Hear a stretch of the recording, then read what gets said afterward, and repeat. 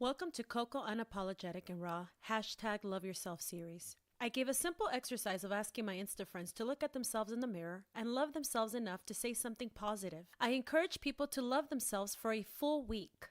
I was saddened to see the wave of messages I immediately received. There I sat in my car, reading message after message, shredding me for asking women to love themselves. Some stated that this was a blasphemy, telling me that this was ungodly and threatened to block me. Others reached out and said that this exercise was much too difficult for them. Some even stated that they couldn't even get the courage to look at themselves in the mirror. What was so hard of loving yourself? I kept asking myself. I mean, I loved myself. And as soon as those thoughts came into my mind, I had to stop for a moment, be humble, and remember the first time that I took a deep look at myself in a mirror and said, "Coco, you are beautiful." In all honesty, I recall the feeling of guilt, my mother's voice, and even God condemning me for being vain. Vain? What is vain? According to Webster's definition, to be vain is to be excessively proud of or concerned about one's appearance, qualities, or achievements. We're going to come back to this definition in a minute. How could it be that the words, "you are beautiful," caused me to feel such negative feelings? Why such guilt over 3 simple words? It all took me back to my upbringing. I grew up in a house of nicknames.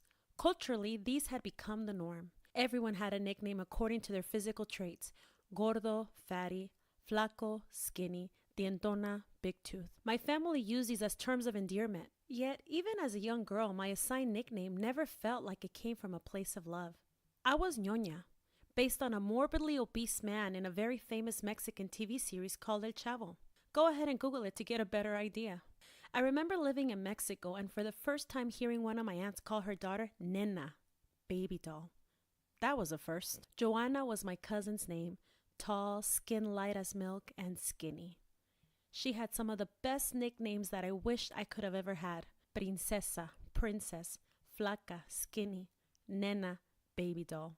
I remember calling a meeting with my mom and asking her to call me Nena, baby doll too, instead of gorda, fatty. But the look of disappointment I received from her told me that this would not be possible. She didn't have to say much. Her look said it all. I didn't look like a princess. I wasn't skinny, and I was far from looking like a doll. Years later, I had this aunt I love very much. She encompassed body and beauty goals. She was married to a very abusive husband and sister-in-laws that envied her youth and beauty. She also had nicknames, none which I could repeat on this podcast, and none which were positive or matched her beauty. One night, as I sat watching TV with my mom and family, that same man came in to show us her new set of trendy 90s highlights on her hair. She was glowing. She was excited. She was happy. A stunner as always. But something happened that night that changed me forever. As soon as she smiled and asked us for our approval, my uncle started laughing at her and began to call her a skunk. Soon, the females and I, along with the kids in my family, were quick to follow with the name calling and laughing until she left in tears. I'll never forget the words. "Who does she think she is? Oh, look at her conceited but thinking that she's better than us." Followed by statements like, "She should be focusing on her home and kids and cook instead of wasting her time on trying to look better." 25 years later, and the face of my tormented aunt running out still haunts me. That night was pivotal for me. It taught me to never think of any higher of myself because it was a bad thing. It taught me that trying to do something nice for yourself made you vain and ridiculous. It taught me that your value is based on serving your family, even if it's to the point of neglecting yourself as a woman. Everyone first, you last. It was that early mind programming that carried me through my adulthood. As an adult, I always looked the part. Even at over 300 pounds, I always did my hair, wore nice clothing. I did my part. Did I love myself? I told myself I did. The truth is that I didn't. I was too busy trying to hide my 300+ pound body behind makeup, huge necklaces, and expensive clothing. When I reached my goal weight, I like to think that I loved myself then. I told myself that I did. The truth is that I still didn't love myself. I no longer had to hide my body behind necklaces, clothing, and so forth. But now, I hid myself by overscheduling myself, overworking myself to the point that I was exhausted. I was involved in every after-school club, sports. I was a team leader of everything and anything. Fast forward to plastics. Did I love myself then? No more fat, no more excess skin. I told myself I did. But the reality is that I hid behind a fake smile, a fake before and after Transformation Tuesday post. Yet I hated myself more than ever. More tired than ever, more spread thin than ever, more hurt, and the burden of trying to be the weight loss poster child was really getting too heavy for me. The burden of forcing my marriage to be something it organically was never meant to be, to meet a standard of beauty whose mold was never meant for me. Inspiring the world, yet being the loneliest, bitterest, and cruelest person to myself.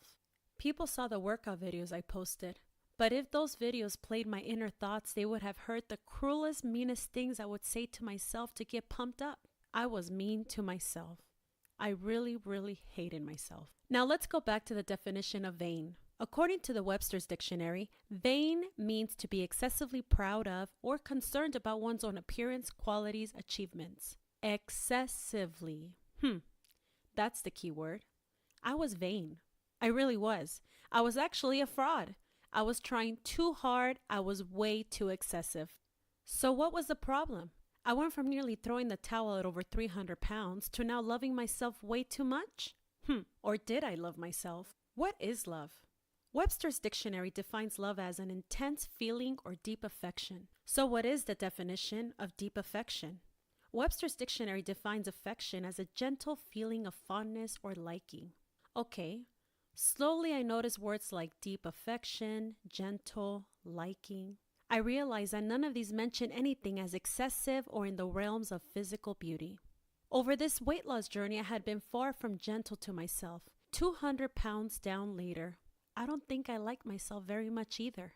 If anything, I was the hardest, cruelest person to myself when I made mistakes. I realized that a gentle person doesn't hate talk to themselves when they mess up on their food logs. A gentle person doesn't put themselves down when they make a mistake, or overschedule themselves, overwork themselves, and give all to others while leaving nothing for themselves. I obviously didn't like myself either.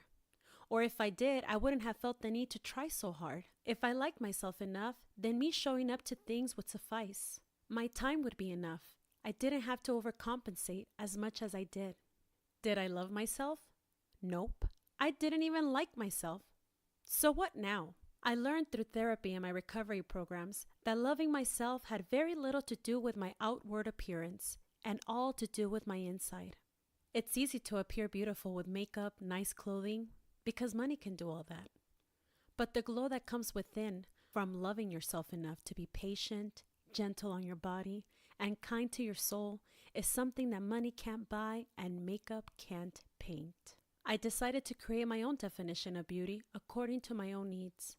One that superseded my physical traits and encompassed what I place my value and self-worth in. I started talking to myself in a gentle way, almost like one talks to a baby when they are learning to walk. This felt weird at the beginning because I was so used to being so hard and self-critical. My timelines were more realistic and my food logs were based on my overall goals, other than short-term goals based on a number. My beauty was no longer based on my hair color, makeup. My self-worth was not based on what I gave, rather the quality in which I was able to give. Vain? There was no excess. There's no need to be extra when I am enough. I am enough with what I have. I am enough to be gentle to myself when I make mistakes. I am kind to my body. I am kind to my self-talk. I am beautiful. I want to invite you all one more time to try that exercise again. Look at yourself in the mirror every day this week and love yourself. Love yourself enough to be gentle. Love yourself enough to stop trying so hard. Love yourself enough to not be extra. Love yourself enough to give yourself a gentle, loving nickname. Mine is Coco. Love yourself enough, my friend, because you are enough. Thank you once again, my friends, for tuning in to Coco Unapologetic and Raw. Remember, you are enough. You are beautiful just as you are. Practice makes better. Therefore, start practicing on loving yourself today. Stay blessed, folks, and have a great day.